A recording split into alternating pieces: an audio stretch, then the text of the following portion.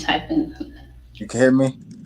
Yep. Hey there. Hey everyone. I'm Shawnta Jackson and welcome to today's show. My purpose in life is to help people to help themselves and others. And today I have, well, all of my guests are special, but I have a very special guest. His name is Brandarius Johnson. And Brandarius is an entrepreneur. He's also a motivator, and he's dedicated his time to fight to end the stigma on mental illness and suicide, and then also in order to fight the stigma, he's encouraging growth and spreading love and giving back. And welcome to the show, Brandarius. Thank you. Thank you for having me. Appreciate it. Thank you. I appreciate you.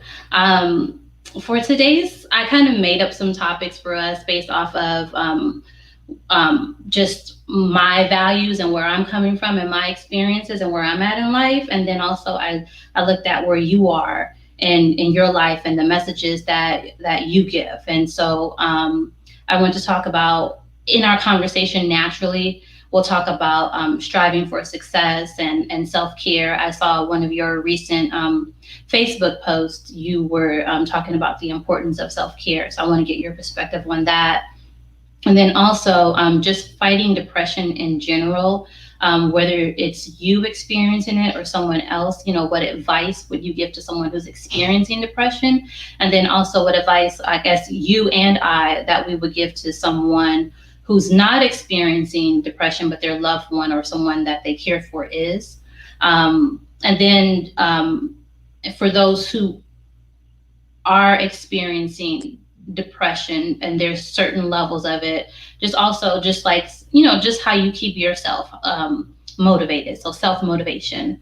And then the importance of expressing gratitude, and we can start with that.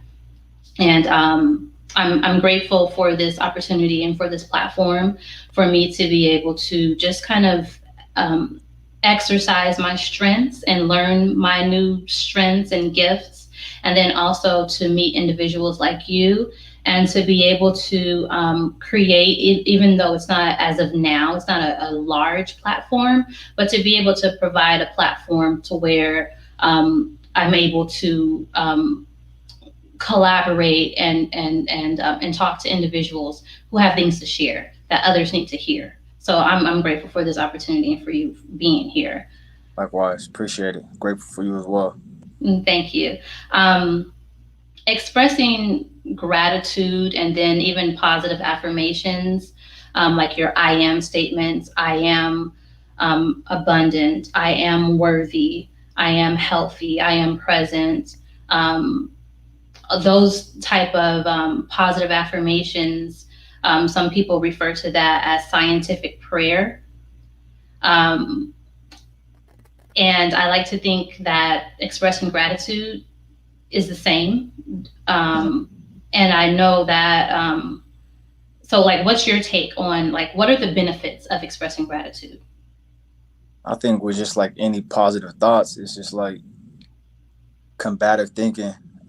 For example, I mean, I know for myself personally, sometimes it's easy to just sit and dwell on what you can't control. Me personally, I spend a lot of my time reflecting, probably living in the past. And, with that comes guilt. So I know, when you talk about positive affirmations, I call it combative thinking. The second you think about something that's out of your control or already occurred, you start thinking of something positive. And I used to tell myself, what you ponder will manifest.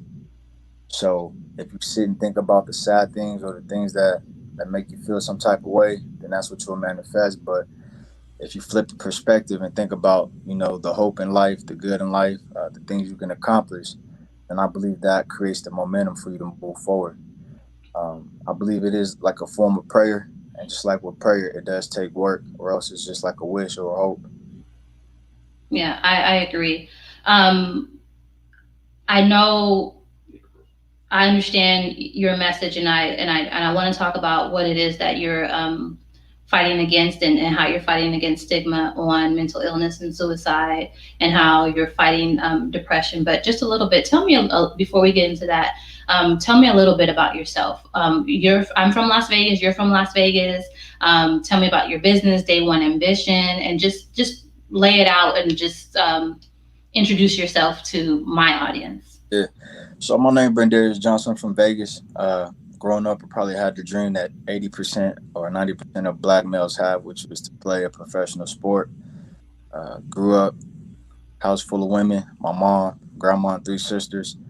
Uh, and I think my desire to protect or serve or whatever, probably started earlier, but I didn't really tap into it until I was older. Remember, I was resisting against church. I was resisting against God. Whenever my mom would try to present me with those opportunities, I was disobedient, disrespectful, just did whatever I wanted. And I thought that I was still going to be some pro football player.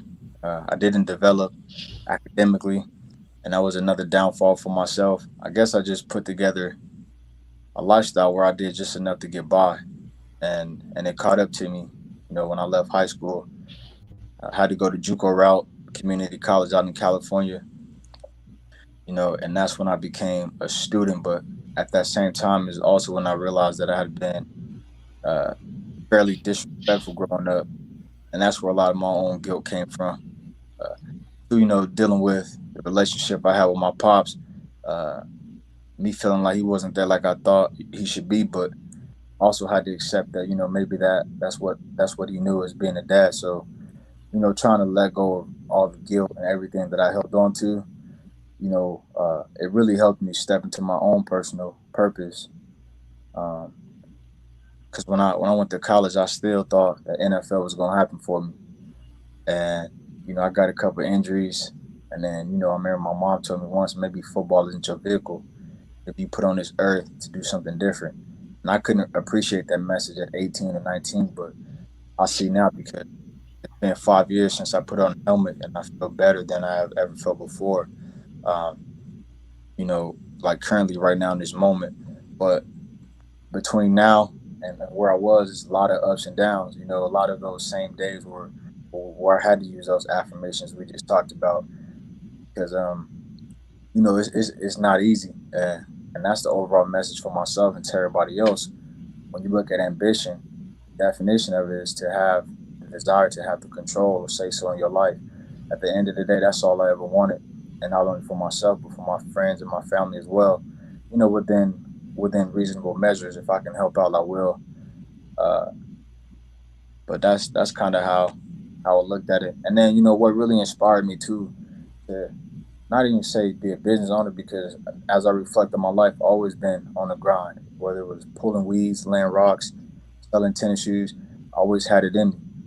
And I think that's because my mom has a work ethic. My mom always worked like 16 hours a day between two jobs and made sure my sisters and I got everywhere we needed to be. With the help of my grandma or aunts or uncle or whatever. It was a full village. You know, but my mom, she really was the backbone, and she is the backbone of my work ethic and her serving ways. My mom was the mom that if there's fights going on in school, she in the middle of the crowd. You know, like I said, I didn't appreciate it as I was a kid, but now as an adult, I can kind of see where I get that from.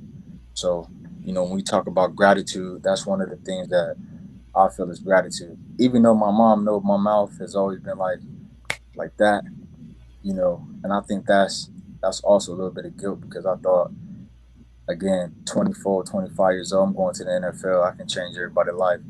And that didn't happen. So, sometimes it's still a little slap to the face, but I'm learning every day to just deal with it, because day one ambition brought me the same passion, the same peace, and the same strength I got from football, and I don't have to beat my body up. So, the mindset for that was, if you should ever find yourself in a position where you don't find the thrill or feel the ambition you felt on day one, whether it's year 10 or year 5, then it's time to reevaluate your life. And that's not even just career goals. That's you as a person. That's as a relationship. Because uh, I've heard so many people say they're in relationships with somebody they don't want to be with to make it work for a kid, or they have so much time. And I just feel like that's not a good reason, because you're not in it for yourself. You can't be in it for anybody else. Just like with help, you can't help yourself. You can't help anybody around you. And I've personally had to, check myself and step back and evaluate my own sanity and just reflect and look at where I was in my own self because we all think we're the strongest thing in the world, but there's something that can let you know that you're still human, and break you down to the core. So I've had that feeling a few times, and now I try to just be as peaceful as I can, and I really have to work on not worrying about what I can't control. And that's another thing. I take pride in with my branding as a person is not trying to be perfect. It's always striving to make progress. It's one of my boys, my closest boy, always say, because I do live in a box where I want everything to be perfect and done right. And if it's not, then I got a little attitude that comes with it. But I feel happy in myself knowing that I can see when I'm getting out of compliance with myself or when I'm getting off my walk, and I feel it. And uh, I think when I feel a downfall, that's when I'm the most motivating. But I also realize, I can be as equal as motivating and powerful when things are going well. And I kind of took that reference from Martin Luther King when he says that dark can't drive out dark, but hate can't drive out hate. Only light can do that. It's the same thing. The same energy we use to generate emotion or success from pain is the same from love. And that's where I'm at personally with myself, realizing day one was built on pain, pain and just grit and just resilience. And now it's like you have a foundation here to grow this thing out with love. And I mean by 100%, on and off the camera, front line and back seat, you treating everybody with love, everybody with respect. And I'm not saying that I don't, but there's a few things that I have to check for myself, and I don't mind being transparent, because I don't want anybody to ever think that I'm perfect or this journey is easy because it's not. But when you love it, you'll give everything you have, and that's what I do. And I share as much information as I can with anybody who's willing to learn. And I think overall that all falls within the day one ambition mission statement, which is to encourage growth, spread love, and give back. And looking at not the most religious person, but just biblically, when it talks about tithing, it's 10%. For me growing up, I always thought that you had to give 10% of your income. Well, now I realize it's 10% of your time and your talent and your resources. I agree 100%. Yeah. So I know with me, with my nonprofit, I've done a few things in the past, and everything I've done from the 5 or 6 years ago when I started to now has been like an intern for myself. I did majority of everything on my own dime, my own energy, my own resources, just to make sure that the passion was real before we make it a business, before we call ourselves, social impact entrepreneurs. I never really cared too much about the title. I just wanted to make sure that I was doing it for the right reasons for myself, and I proved to myself that I did. And I think honestly, if I didn't, God wouldn't give me a vision that's so big. So I know now at the point it's like we turn that leaf, and I'm starting to even just grow in the way that I'm talking. It's less about my story and more about the people I'm sitting across from and explaining more of the entrepreneur journey, the learning business, learning taxes. Because honestly, I believe that stuff falls right into mental health. Right. I'm going to stop you right there because you said a few things that Yeah, I resonate with that I agree with. So for one, you mentioned the things that your mother said and did for you that you did not appreciate as until you were an adult. You didn't appreciate it at the time, yeah, or you didn't understand it at the time. And for for for me, the same. A lot of messaging, and one thing that I want to say out there to parents or caregivers out there who are raising children, it's very important to give kids good information and good memories, because what I've learned and what I've observed, it's not until you're an adult do you realize how your life circumstance was, and where you came from. It's not until an adult do you realize, that wasn't appropriate, that was not appropriate, or that was very encouraging for me, that was a really good thing. And so your childhood experiences, they don't necessarily affect you. I'm not saying they don't affect you when you're going through it when you're a child, but it continues on into your life, into your lifespan as an adult, and it can affect your mental health. Yeah, and I think it will and it should in some way. But like I said, I know for me, like I know, man, I probably don't tell my mama enough or a lot or at all, but everything, everything I seen her do is what I realize I'm doing myself. Regardless of what it looked like, my mom always made things happen. So Mhm. it's just like me. It's a no brainer.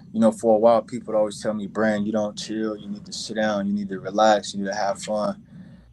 It's like, man, you don't get it. My mom worked her whole life to put us in position to go get it. I could have fun later, and and I love the grind. So to me, it's not like it's not draining. It's fun when you're doing it because you love what it is that you're doing. You have to, as a human. So now this is the self-care part that I want to talk about. So we have to, of course, take care of ourselves and not let things or situations or people drain us. But you have to know when to kind of step back and focus on you. But like you said, it's fun. It's Yeah, when you're doing something that you like, you don't mind grinding. You don't mind waking up early or staying up late, and you dream about it and you think about it first thing when you wake up in the morning. You want to get it right, and you want to correct yourself and improve when yeah. it's something that you're passionate about. um, Day one, and so I want to segue into your mission to end the stigma of mental illness and suicide. But another what you said about day one, if you don't feel that same way, where you're talking about relationships and different things, I also interpret day one as, and so now this is for individuals who are not where they want to be in life. Hmm. And they don't feel good about themselves right now. I also see day one as, you know what, it's another day. Right. You can start over. 100%. Because yesterday is gone and tomorrow may never come. So all you really have is now. And then logically, you can't live 2 days at a time. Hmm. I mean, you could try all day. There's no way logically possible for you to live 2 days at a time. So right now is all you got. And if you get tomorrow, do something with it. But yesterday is already gone. It doesn't even exist. In reality, we know it's here, but what do we have to prove other than dates? And But memories. yeah, and we don't even got to go into that 'cause that's a whole nother topic. But I'm saying, and sometimes, even for myself, it's I get outside of the day one mindset where I'm like, man, I got to do this, I got to do this, I got to. Well, if you could just learn to just cherish every second you have and make the most of that, naturally you're gonna take advantage of all your time. Exactly. Yeah, just do it as much as you can for this day, for this moment, and not necessarily worry about yesterday. But if you had a yesterday, you should reflect and improve to be better, and you Right. should plan as if you're going to live for 10, 20, 30, 40, 50, 60 more years. But it's like you said, time is not, it's Yeah. not guaranteed, and that's one 100. thing you can't get back either. Right. And I always tell people, life is short, but in the event that is long, I hope that you have something prepared for yourself. Exactly. So tell me a little bit about your personal experience with someone that you cared about. I did have the opportunity to watch one of your videos, Mhm. and in the video you were talking about your fight with depression, and how it impacted you in 2014. If you could tell me a little bit about that. Well, that experience was just, I think it was just the introduction to what anxiety or what depression really was. 'Cause, I've heard about it before that, but it just wasn't something that made sense to me or that was that big of a deal. Like for example, when I was in college, I tore up my left knee, and I remember I was just sad. I was just sitting outside the locker room or the weight room, and one of my coaches was like, "What's wrong?" I told him, "This is crazy." I tore up my knee, and his response was, "It's not crazy. It happens to athletes every day. What's crazy is it happened to you." So, that same message kind of popped in my head when I went through that experience where it was like, man, it's crazy. Like, how could this So happen? can you, the audience doesn't know. Oh, yeah, yeah. Well, in June 27, 2014, I lost my first love to suicide.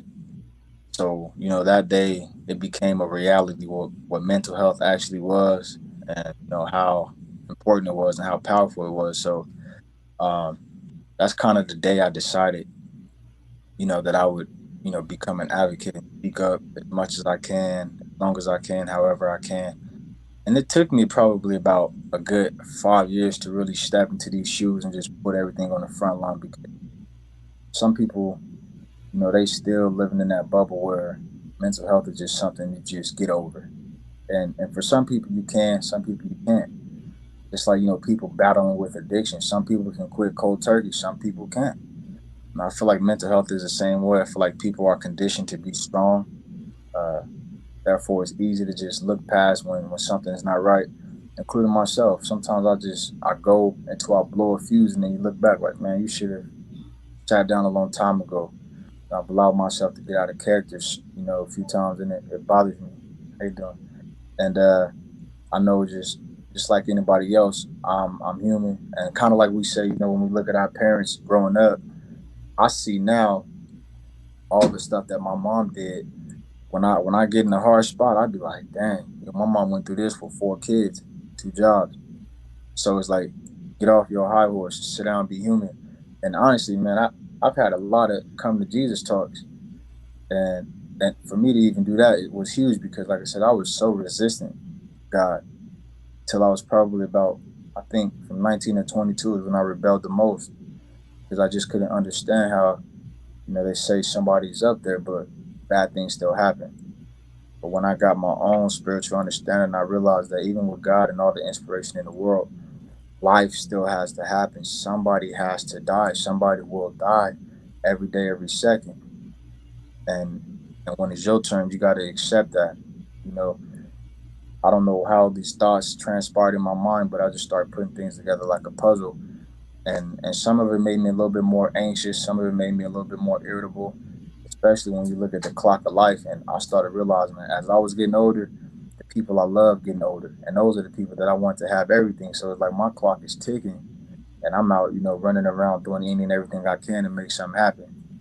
Uh, and I know I always joke to my grandma about buying her a Benz or a Bentley, and I know it's not really important, but I think it's just the opportunity to have to know that we can do it if we choose to or if we want to.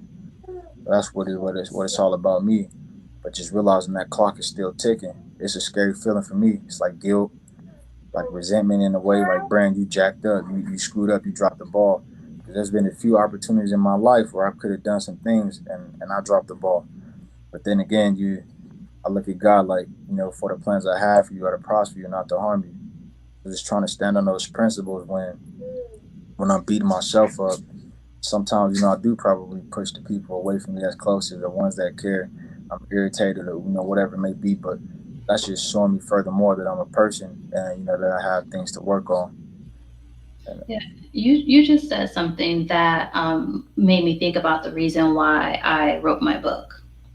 Well, actually, not my book, but the actual journal. So, my book, it's a compilation of my personal journal entries, and so I read them, and then I assigned themes to them. And so there's the power of storytelling. Depending on a power greater than yourself, positive affirmations, shallow thinking, these different topics.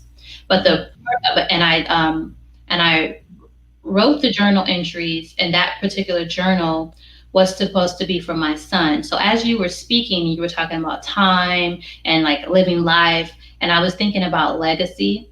mhm. And one of the things that I do want you to answer is, what, when you're gone from this earth, or at your memorial service, what is it that people will say about you? And but before you answer that, that's why my initial thought for me writing in my journal, I was really just going to share with my son. I have one living grandparent, and I do have memories of my grandparents and experiences, and then there's stories that my parents and other family members tell me about my grandparents and my great grandparents. But I don't have anything. There's stories, but I don't have a letter or a note or something from them, or a card. Or so for me writing my journal entries, the initial purpose was for me to be able to share something with my son, so he can just know who I am and how I thought, and then my grandkids, great grandkids, great, so I can just continue a legacy and people can know who Shawnta Jackson is. Right. So with that said, what are some things that, when it's your last day on earth, like what will people, or what do you want people to say about you? Honestly, just what they truly felt. Hmm. I don't want to get too caught up on, trying to put out there what I want people to see. But honestly, just like anything in general, I hope that they see more good than bad. Hmm. Uh, I hope that they see a person that went for it, that bled just like they bled, so they can go for it. Hope to leave an impact on the world with as many timeless, relevant messages as possible. It's like, look, the world wouldn't spin the same without you. I don't think there should ever be a time where a person's life wouldn't matter, regardless of what they did. So that's kind of my intent with creating content. I want stuff that's relevant, that will ring bells way long after I'm dead and gone, and for generations to come. And and I think too that's where I'm growing as a person with these shirts. Like, people think it's just a shirt, but in the last year and a half, or 11 months, I've heard so many life stories, and this shirt was the platform, the vehicle to that. With every exchange, I get to listen, and I think that was a strategic move from God, because I've always been told you need to listen, you need to listen, you need to listen, and then I learned, like, those combative thoughts, positive thoughts. There's also combative listening, where you're not even listening to understand, you're just listening to get a few words off. I've been working on myself to just try to sit and listen as relaxed as possible to hear what's being said, and it's a work in progress, because I'm also so used to doing everything my way, how I want it, when I want it, that it's sometimes a little hard to just hear what I don't want to hear, but I know it's important.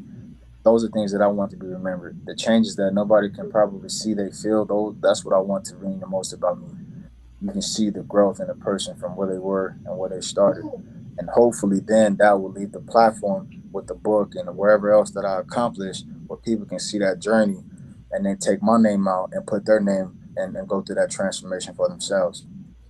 Okay. And you just mentioned the book. So what's your, so your shirt, I can't see see it in its entirety. Okay.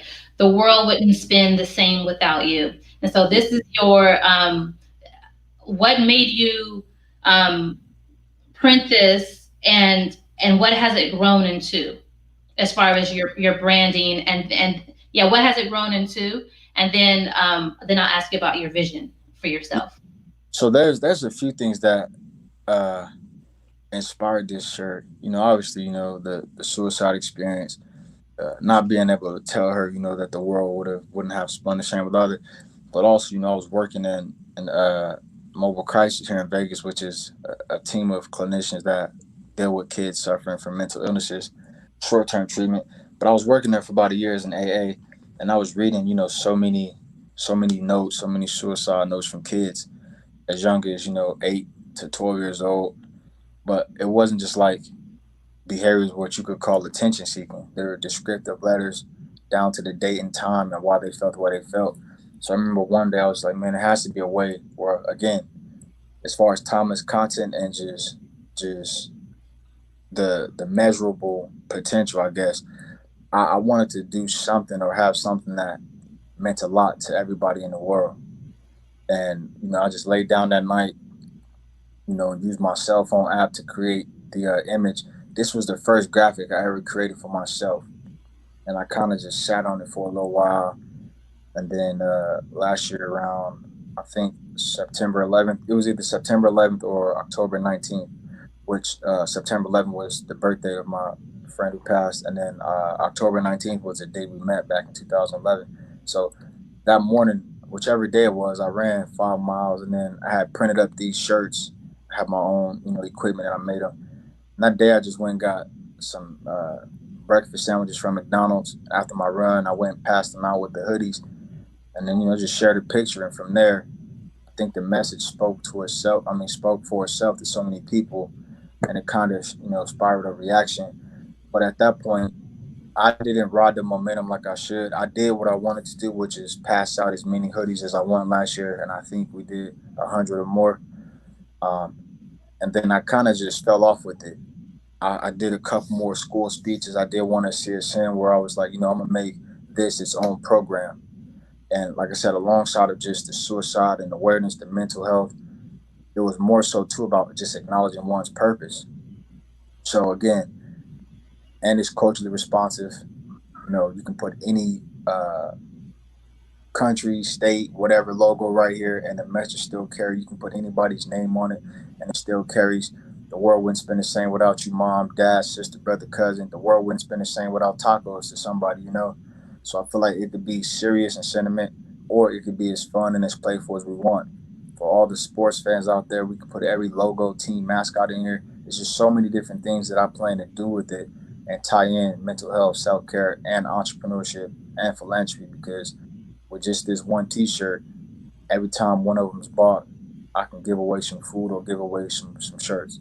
And then, you talk about the vision. As far as the big vision, I always said when I left college, my 5-year plan was to travel the world, tell my story, hear yours. Together we achieve healing. So when you spoke on connection and storytelling, that's what popped into my head because I believe the power of storytelling.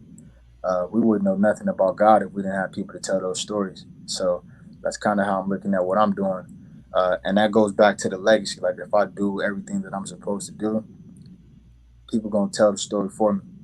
And that goes back to what I tell myself as a man and as a person. When you're good, you'll tell the world. When you're great, they'll tell you. So I even stopped like trying to focus on selling the shirts maybe about 5 or 6 months ago. I went completely stagnant, was transitioning jobs and careers, uh, focusing on the back end of business because this was for myself a hobby and more of like a coping mechanism. I know every day I can get up and push myself. But when I realized how powerful the vision was and how much potential it had, I wanted to learn business, the accounting, everything, that falls behind the scenes that people don't see. Inventory, organizing inventory, knowing how much I can give away, knowing, what my profit would be because I learned that regardless of if your business is solely about giving, you still have to know how to track what you make and what you spend. And if not, you won't be around for that long.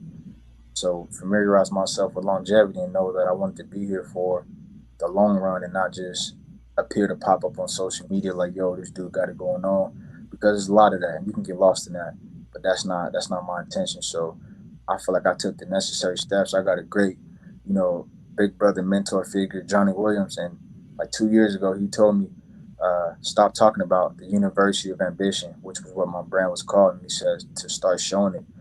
So I just took that initiative and started building, intimate, genuine relationships with people on a daily basis, whether they wanted the shirt or not. It was just kind of like, how can I add a value or service to your life? And then, that led to like, all right, B, I don't know if you're familiar with Eric Thomas, but he said you don't want to be a phenomenon in public and failure at home. So then I'm like, okay, people really believe in you. You got to continue to work on yourself and be a complete, full person. So it's a long journey. Like honestly, I love it. There's a lot of ups, a lot of downs with it, but I look at Nip Hustle as one of the greatest people that I was ever blessed to see with his transformation. And he just talks about being poised and not acting like everything was easy, not like everything wasn't okay all the time because I think that's what people need to see the most. Like this time in my life, this hurt a lot, but we got through it, and that's the message. Because if everybody think it's just gonna be sunshine and glitter, when they meet resistance, they're gonna buckle, and Mm-hmm. that's misleading. That's very misleading. If all you're showing is the gold and the shine and the steak dinners, it's misleading because people, when they don't get that, it's gonna set them off, and that's kind of like expectations, and that's why I was saying earlier, I don't have high expectations on what I want people to say about me. I want them to say what they feel because TD Jake said, when when you have expectations for people, then you're at their mercy. And if you don't get what you expected to get from them, you drop your shoulders, you drop your head. You don't got the energy. You don't want to do what you did because you're not getting that desired uh, acknowledgement or whatever you thought you would get from that person. Yeah. So So, um, Eric Thomas. One thing Mm-hmm. that I like about Eric Thomas, I actually went last September in 2019. He had this event, Verified, and he had a few speakers there. And what I like about him is the people that he chooses to surround himself with. Yeah. They're a reflection of him. And that's an observation. I don't know this man. I hear his voice, I listen to his motivational speeches, but to actually see him and the people he chooses to surround himself with, Toby and Ingwe. I can't think. I see his face, but I can't think of him right now. But the Christian comedian, I can't think of his name right now. But the people that he surrounds himself with, his circle. That's what I admire about him, and so I think that's important. And I think, and I'm mindful, not because of him, but that's something I observe of him, but Mm-hmm. also of myself. I'm mindful of who I interact with on a regular basis and who I have conversations with on a regular basis and the type of conversations that I have with individuals and with myself. And then you mentioned Nipsey Hussle. So in addition to him showing his progression and his struggle, I also like the fact that he was self-motivated. He said, I design myself. I'm self-made, design myself. I've been grinding all my life. Yeah.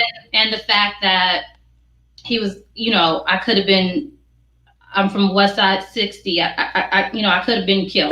Yeah. Yeah. You know, Yeah. I'm trying to be proper, but Yeah. for me to recite all the lyrics, I know them. But Yeah. it's just like, and that's how I feel about myself. I'm from Las Vegas. I grew up on the east side. I've always had both of my parents around, but I grew up in public housing, and then I lived in Chicago, and the people that I was around and the things that I was exposed to, my life could have been totally left. I could have been disfigured from domestic violence, or just one. It's say just one incident, right? And the rest of your life changes. I could have been a lot of things. You know how many women are like went to the Fed joint or to prison just from being affiliated or associated with someone, or how many women were just innocent bystanders at the gas station who Right. you hear those stories about a woman and a guy was shot. I could have been that. I could have been a lot of things, but I'm not. So that's what makes me, when you were talking about Nipsey Hussle, those are the thoughts that came to mind.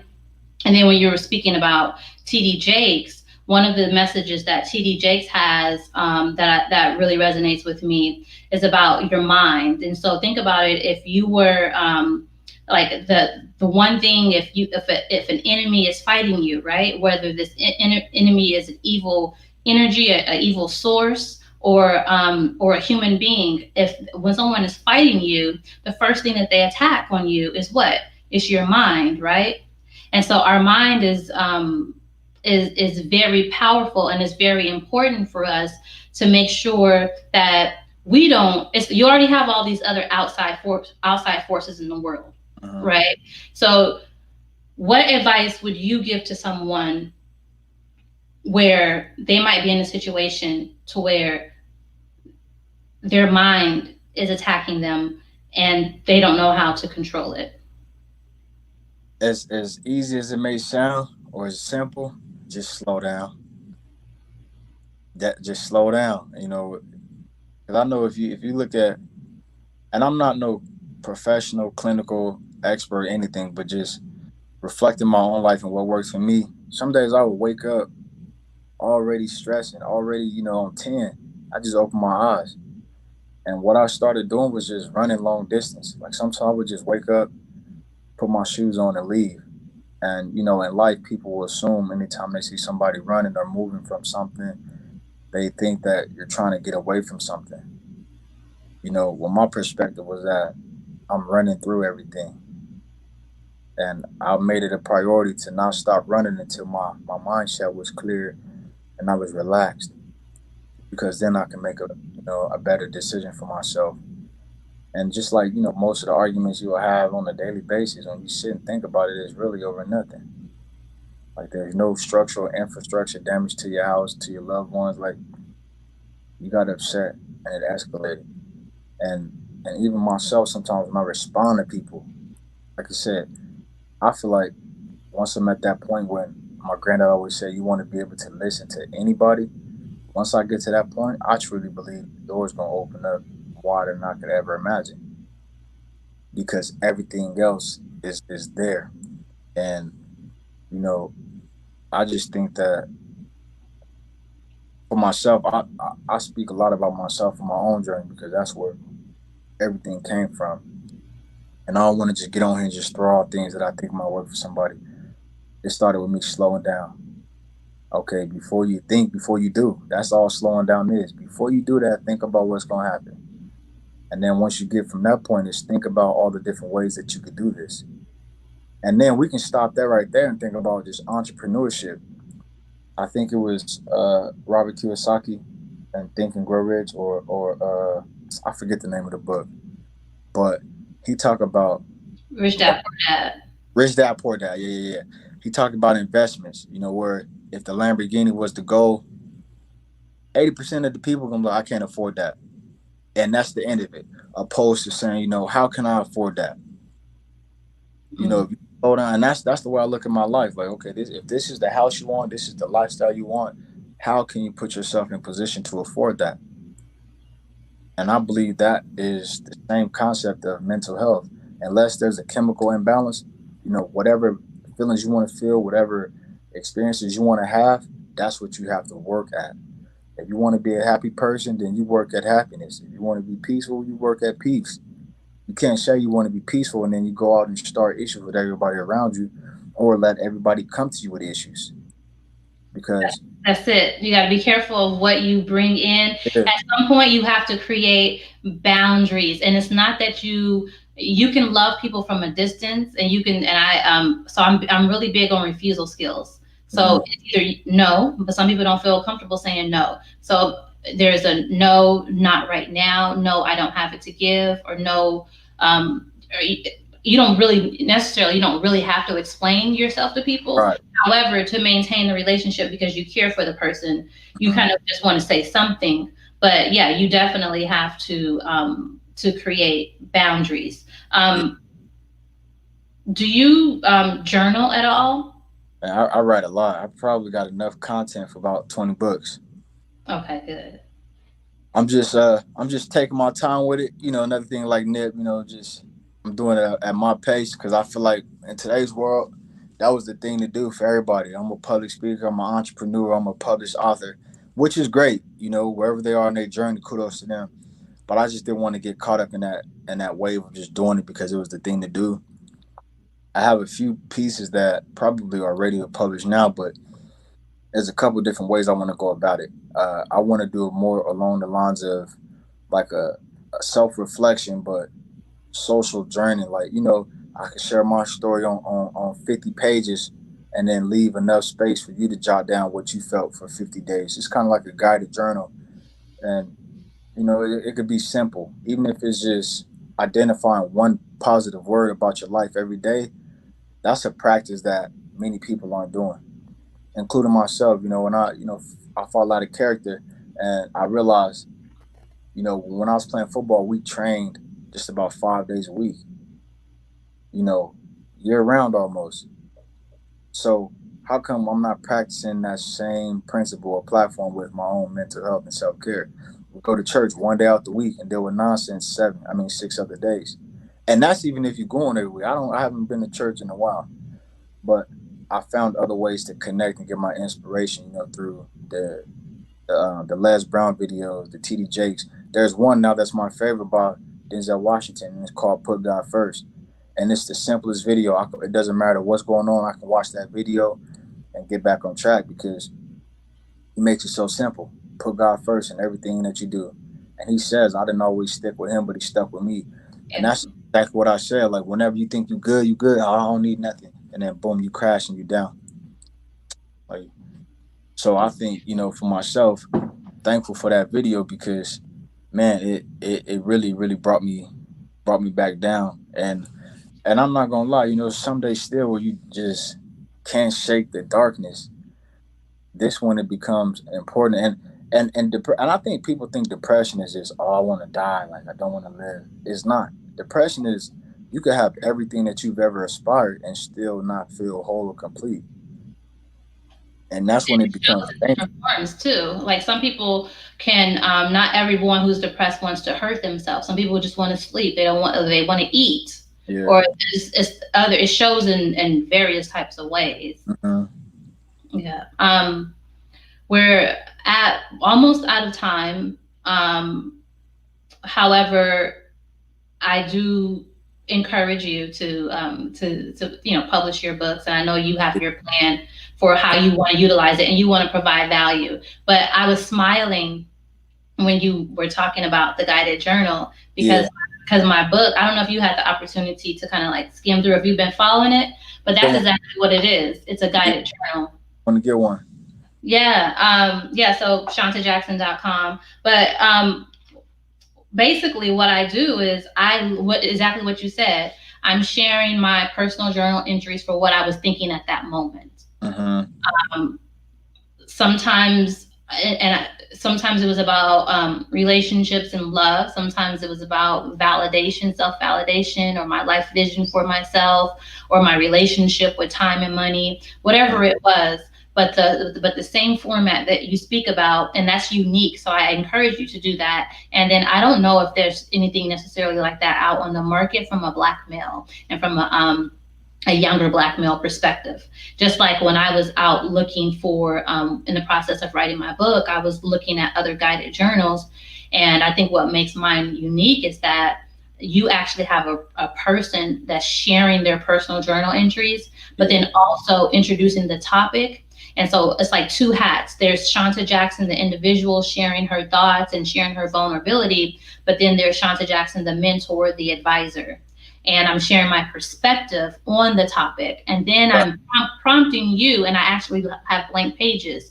And so I think that's a good concept. And I think that's what what's resonating with people. And I honestly think that people don't realize the value of what it is until they actually get it.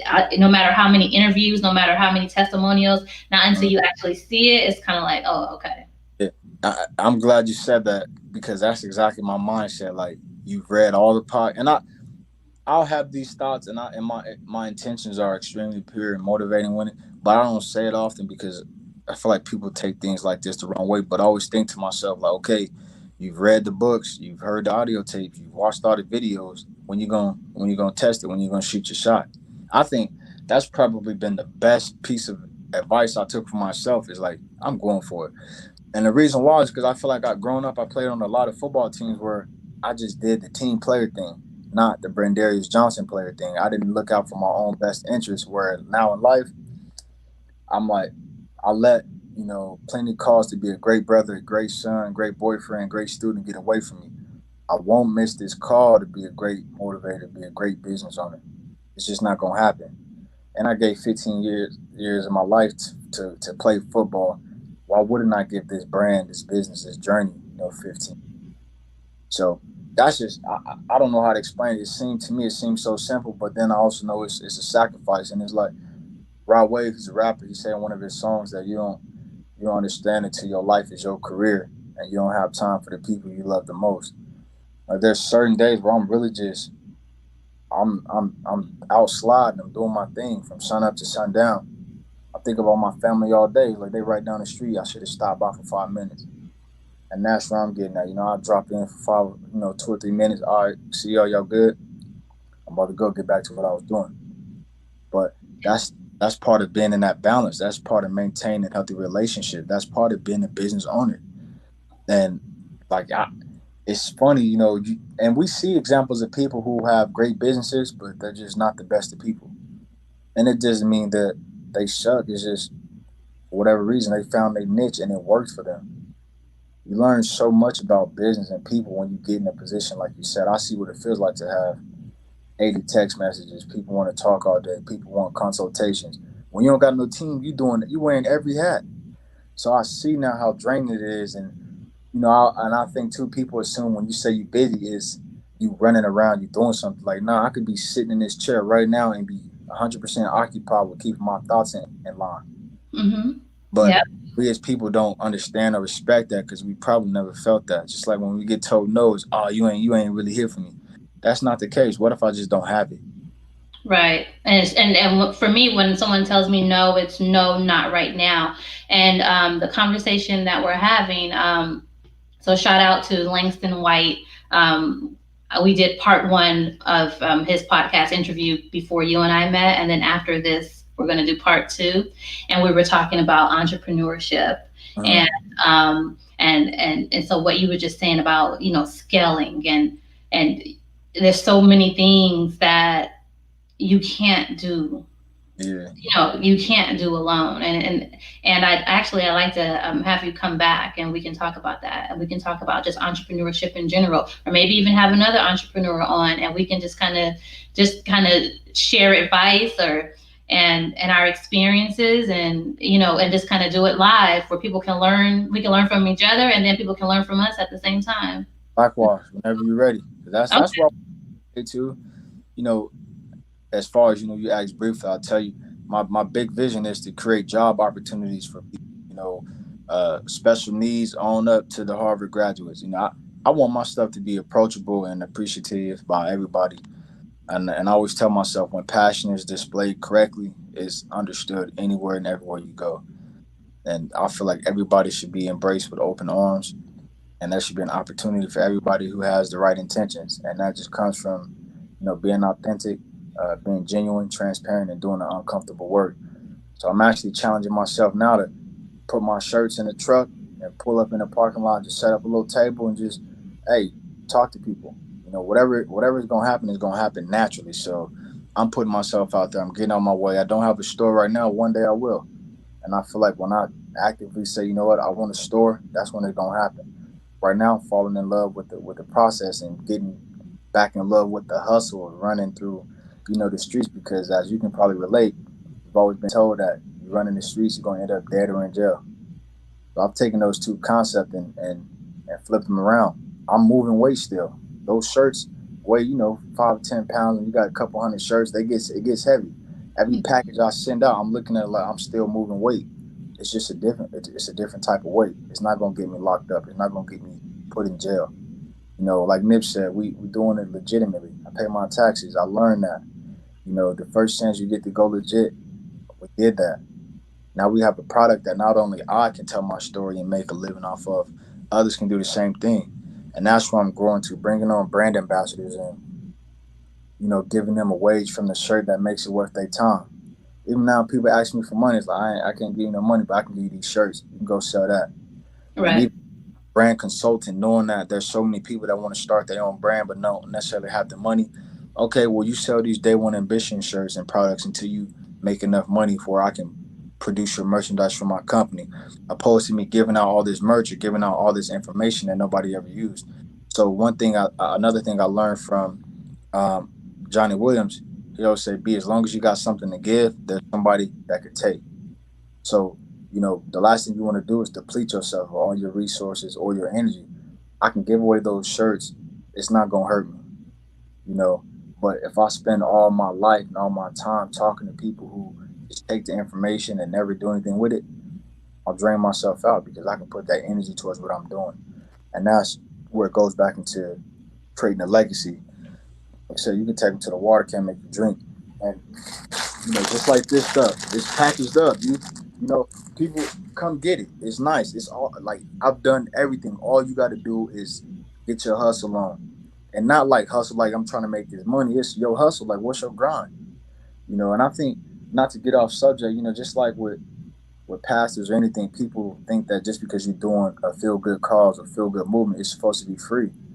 Like, nah. And that's where I had to learn for myself. And I think I read in this book, it said that poverty is a sin. He don't want you living like that. For the plans I have for you are to prosper you.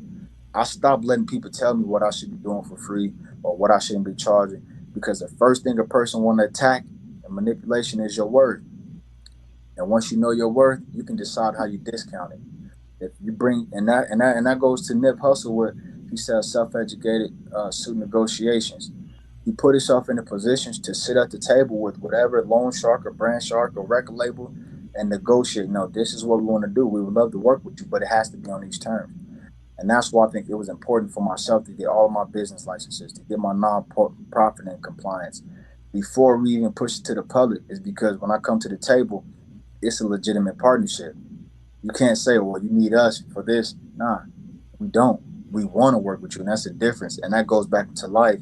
When you evaluate the things that you buy, the things that you eat, is this something you need or is this something that you want? So I don't care how you really spend it.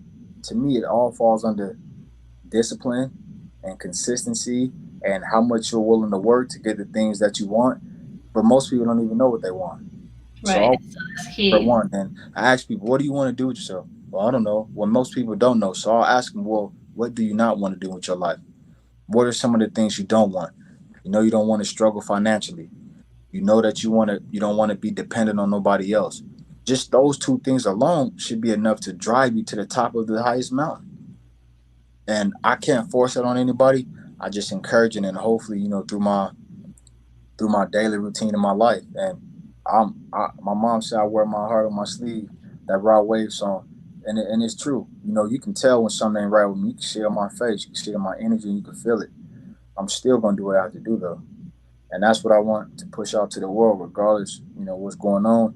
You can make it through it, and that's the day one mindset. And every day is day one. As long as you still breathing, eating, and can work under your own power, you're gonna make something shake if you choose to. And that's the way the cookie crumbles for me. I don't want to, make it seem like I'm a perfect person or I got it all figured out. I just tell everybody, like Nip said, I'm a flawed human trying to get it right. And I know that what comes out of my mouth is true, and the experience I've had are transparent, and I share them from the highest of the highs and lowest of the lows. And that's where I think it's important as, not that I'm a parent, but, back in the day, we tell them, don't do that, that's bad. It leaves you curious. Why is it bad? Curious enough for most kids to go and figure out, and then sometimes it's too late. For example, like smoking weed. If you tell a kid don't do that, it's bad, and they go smoke a joint and feel the best feeling they ever felt, it don't add up. So explain to them, you shouldn't be smoking so young, because this is what could happen. It could control you. It could take over you. If you choose to do that when you become an adult, that's your choice. But right now, I think you shouldn't do that. It's Right. a lot in just saying, oh, don't go do that. Yeah. I, not saying that I went and smoked weed. I'm just saying if somebody told me not to do something, more oftentimes than not, I did it. Yep. Yep. So, yeah, No, I appreciate this. I appreciate this conversation. Like I said, I want to have you come back. And maybe probably the end of August or early September, maybe we can chat. I have a few other guests that are already scheduled, but I definitely want to. This is something that I woke up thinking about this morning is like an entrepreneur circle, and give an opportunity for people to kind of just share where they're at, give advice, bounce ideas off of each other, but then also to serve as encouragement for other individuals who are considering entrepreneurship or they're right on the cusp or they just got started. It's not that not one person knows everything, and there's always someone that has more experience. But I think if everyone comes to the table, I think that's encouraging, and I think that's good energy to feed off of because you don't always have that when you're working, especially starting off as an entrepreneur. It seems like you're by yourself. right. But I appreciate you, and I appreciate your time. Tell everyone how we can stay in contact with you. Likewise, appreciate the opportunity and good luck to you and all your endeavors. Thank Uh, you. Brandarius Johnson on Facebook, Day One Ambition on. Oh, you froze. All right, y'all. So he froze. But thank you, everyone. Actually, Brandarius's contact information is in the description on YouTube and also on Facebook. Thank you, everyone, for joining me. Again, I'm Shawnta Jackson, and my purpose in life is to help people to help themselves and others and make it a great day.